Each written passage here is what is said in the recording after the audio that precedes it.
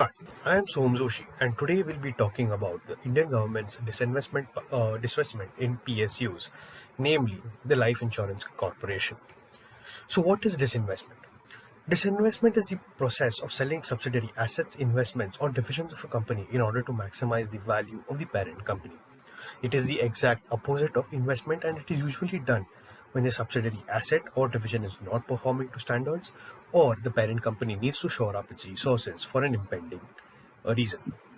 So, why is it exactly needed for the government of India? Now, even before the pandemic, the government was facing a huge fiscal deficit problem and a flailing economy. Add to that, the pandemic hit the government revenue substantially. This fiscal deficit, that is the shortfall between the government's expenditure and the revenue, reached an all time high of 9.5% of the GDP in 2020-2021. Now, the government has to find ways to bring it down to its promised 6.8% for FY21. Now, the disinvestment commitment given was of rupees 2.1 lakh crore rupees. It was likely to get only 32,000 crores. So there's a deficit of 1.7 lakh crores. So now, why Life Insurance Corporation?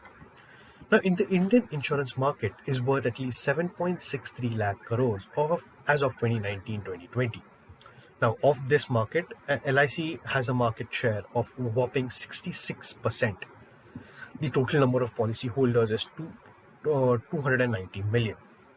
Now, disinvestment would possibly raise anything between 90,000 crores to 1 lakh crores for the government, and thus substantially reducing a big chunk of its requirement. Now, has the government done this before? Yes, in 2015, the General Insurance Business Act was modified to allow five state-owned general insurance companies to disinvest. What are these companies? These are General Insurance Corporation, New India Assurance, United India Assurance, Oriental Insurance Company, and National Insurance Company.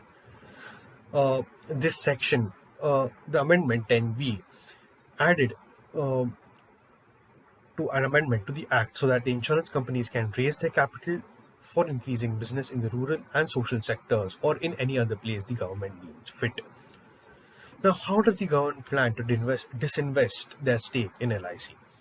They plan to do that by offering to the public, that is an initial public offering, of 5 to 10% of the LIC.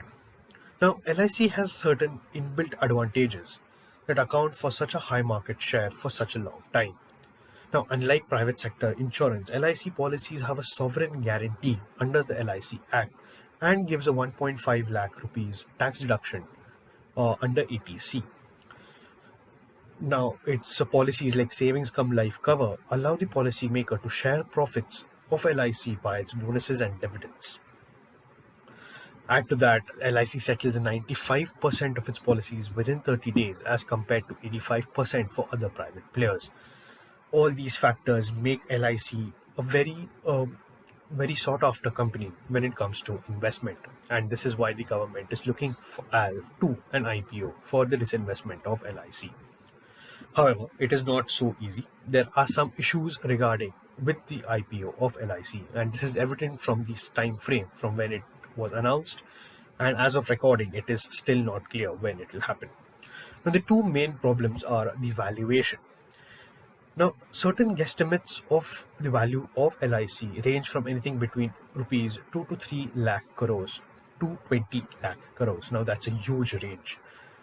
This embedded value is very tricky because of LIC's sheer size. There are no financial firms comparable to this corporation, as well as there are no other insurance firms comparable to this corporation in India as well. So there is no benchmark, and this creates some complications. The second issue is the legality of an issue. Now, Life Insurance Corporation is a corporation and is bought into life by an act of legislation in the Parliament of India. So this is the LIC Act of 1956. And in order to enable LIC to be listed, there has to be a conversion from a corporation to a public company, and this requires amendments to be passed in the Houses of Parliament. Uh, these received some pushback initially, and 27 amendments for this was routed through the Finance Bill of 2021 in the hopes that they will pass and the IPO will set rolling. So, what is next for the government? The government has decided to unlock the value in Indian insurance sector. In its process, it aims to unshackle not only the sector but also the largest insurance company in India. It will also prove to be a test in disinvestment and also set an example and a template in the future. Thank you.